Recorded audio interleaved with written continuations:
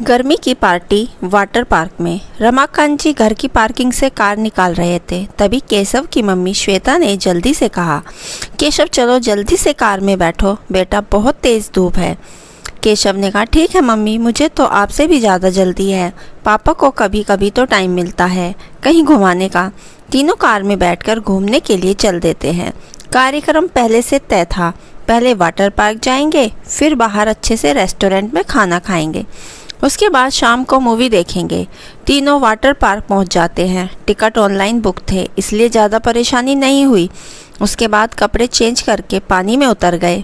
कई तरह की राइड केशव और पापा ने की। श्वेता को डर लगता था, इसलिए वे दूर से ही आनंद ले रही थी। उसके बाद तीनों पानी में बड़े मैदान में जा गए, जहाँ पर ऊपर से बारिश की तरह पानी गिराया जा रहा था। तेज़ म्यूज़िक बज रहा था, सब डांस कर रहे थे। तीनों घंटों भीगते रहे। श्वेता ने कहा, अब हमें चलना चाहिए केशव, बहुत देर से भीग रहा है, कहीं जुकाम न हो जाए। रमाकांत जी ने कहा, हाँ बेटा, तुम्हारी मम्मी ठीक कह रही है, जल्दी चलो। तीनों चेंजिंग रूम से कपड़े चेंज करके बाहर आ जाते हैं। तब तक दोपहर के 3 बज चुके थे। बहुत भूख लग रही थी। वे जल्दी से कार की ओर बढ़ जाते हैं। कार में बैठकर रेस्टोरेंट की ओर चल देते हैं। रास्ते में कार एक जगह जाम में फंस जाती है। कार की विंडो से केशव बाहर की ओर देख रहा था। वहाँ उसे कुछ बच्चे सड़क के किनारे बैठे दिखाई दिए, शायद भीख मांग रहे थे। केशव ने ध्यान से देखा तो पता चला कि पास ही में एक बर्गर चाट बेचने वाला ठेला लगाए खड़ा था। केशव ध्यान से उन बच्चों को देख रहा था। उसकी उम्र का बच्चा जिसकी गोद में एक छोटी सी बच्ची है, वह बार बार उस बच्ची को अपने साथ बैठे बच्चे की गोद में देकर उस ठेली वाले के पास जाकर खड़ा हो जाता है और चाट खा रहे लोगों से पैसे मांगने लगता है, लेकिन सब उसे भगा देते हैं। गर्मी में धूप में नंगे पैर तपती हुई ज़मीन पर पैर ऊपर करता, फिर दूसरा पैर करता, इस तरह पैर बदल बदल कर पैरों को जलने से बचा रहा था। कुछ देर बाद वह चुप वापस आता है, उस बच्ची को वापस गोद में लेता है। शायद वो बच्ची उसकी बहन थी। फिर उसे बहलाता है, लेकिन बच्ची रो रो कर मचल रही थी। किसी तरह उसे शांत करके वह फिर से वहीं जाकर खड़ा हो जाता है। केशव को उस लड़के पर बहुत तरस आ रहा था। वह उसकी मदद करना चाहता था, लेकिन उसकी मम्मी श्वेता गरीबों से नफरत करती थी। पापा बहुत समझदार थे, वह बहुत दयालु भी थे, लेकिन मम्मी किसी को भी 1 रुपया भीख में नहीं देती थी। केशव ने गियर पर हाथ रखे पापा के हाथ पर हाथ रखे उन्हें इशारा किया। रमाकांत जी भी बाहर देखने लगे। कुछ ही देर में उन्हें सब समझ आ गया। तभी उन्हें एक उपाय सूझा। रमाकांत जी ने कहा, भाई श्वेता, लगता है रेस्टोरेंट तक पहुँचते पहुँचते तो खाना भी ख़त्म हो जाएगा और हम भूखे रह जाएंगे। ऐसा करते हैं, यहीं ठेले पर कुछ खा लेते हैं। आप भी कमाल करते हो, ये लोग कितने गंदे होते हैं, इनके हाथ का खाना कैसे खा सकते हैं। कुछ देर की बात है, अभी जाम खुल जाएगा।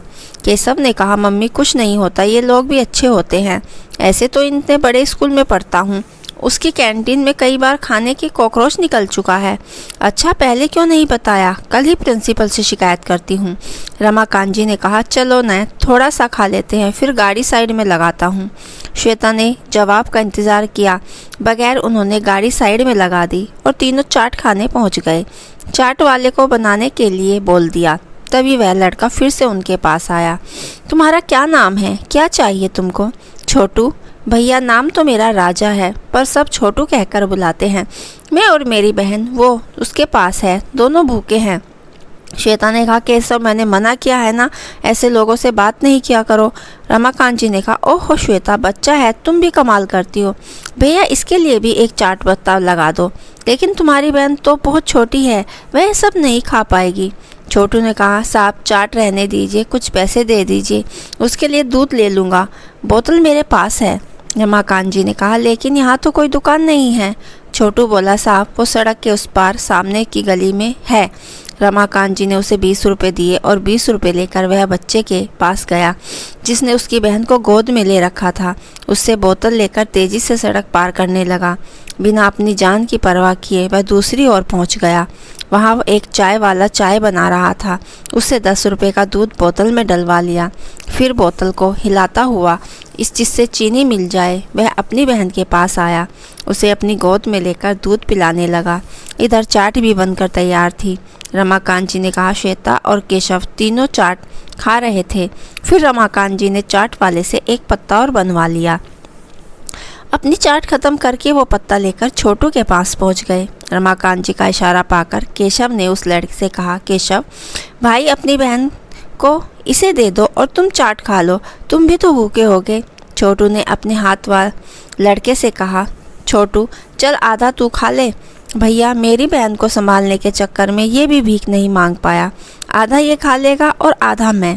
रमाकांत जी ने कहा, बहुत नेक विचार हैं तुम्हारे, ये पूरा इसे दे दो, मैं तुम्हारे लिए दूसरा पत्ता बनवाता हूँ। श्वेता दूर चाट वाले के पास खड़ी चाट खाते हुए दोनों को गुस्से से देख रही थी। रमाकांत जी एक और चाट का पत्ता बनवा लाए। रमाकांत जी ला अपनी बहन को मुझे दे, इसे हम संभालते हैं, तू भी खा ले। केशव और रमाकांत जी ने उसकी बहन को दूध पिलाने लगे। चाट खाकर छोटू बोला, साहब आप बहुत अच्छे हैं, आपने मुझे 20 रुपये दिए, इससे तो शाम के दूध का भी इंतज़ाम हो जाएगा, आपका बहुत शुक्रिया। केशव ने कहा, लेकिन छोटू कल क्या होगा? छोटू ने कहा, भैया भगवान ने जैसे आपको भेजा वैसे ही कल किसी और को भेज देंगे। छोटू की बात सुनकर केशव गहरी सोच में डूब गया। उसे उनके कल की चिंता सता रही थी। रमाकांत जी ने ये सब देखकर बोले, तुम्हारा कोई नहीं है, माता पिता कहाँ हैं तुम्हारे?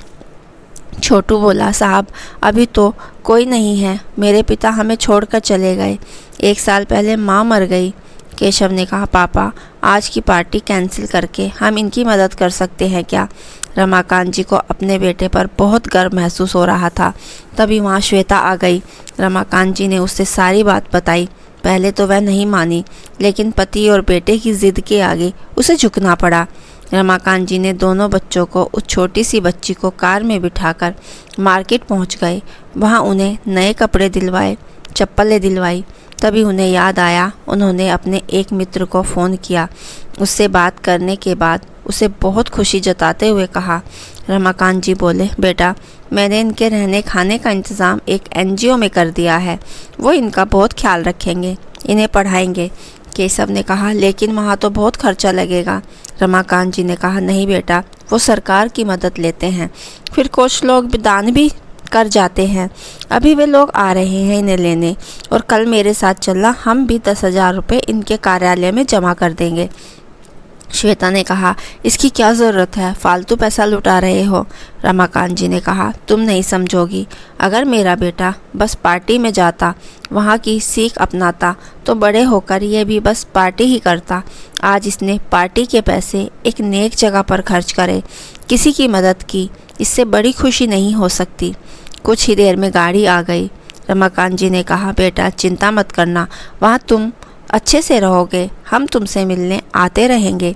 यह देखकर छोटू की आंखों से आंसू बहने लगे। उसने रमाकांत जी के पैर छू लिए। छोटू ने कहा, साहब आप भगवान हैं, मेरी बहन की ज़िंदगी आपने बचा ली। यह दिन पर दिन कमज़ोर होती जा रही थी। रमाकांत जी ने कहा, मैंने सब इंतज़ाम कर दिया है, वहाँ तुम्हारा पूरा चेकअप होगा, पौष्टिक खाना और दूध मिलेगा। तीनों गाड़ी में बैठकर चले गए। श्वेता ने कहा, मुझे माफ़ कर दो, मैं गरीबों से नफ़रत करती थी, लेकिन मेरे बेटे और आपने मेरी आंखें खोल दी। आज से मैं सबकी मदद के लिए तैयार रहूँगी। रमाकांत जी ने कहा, ये तो बहुत खुशी की बात है, चलो अब खाना तो हो गया, क्यों न आइसक्रीम खाई जाए। यह सुनकर तीनों हंसने लगे। दोस्तों, गर्मी की पार्टी वाटर पार्क में, यह कहानी आपको कैसी लगी हमें कमेंट बॉक्स में ज़रूर बताइए। कहानी अच्छी लगी हो तो हमारे चैनल को लाइक शेयर सब्सक्राइब करना ना भूलें। धन्यवाद।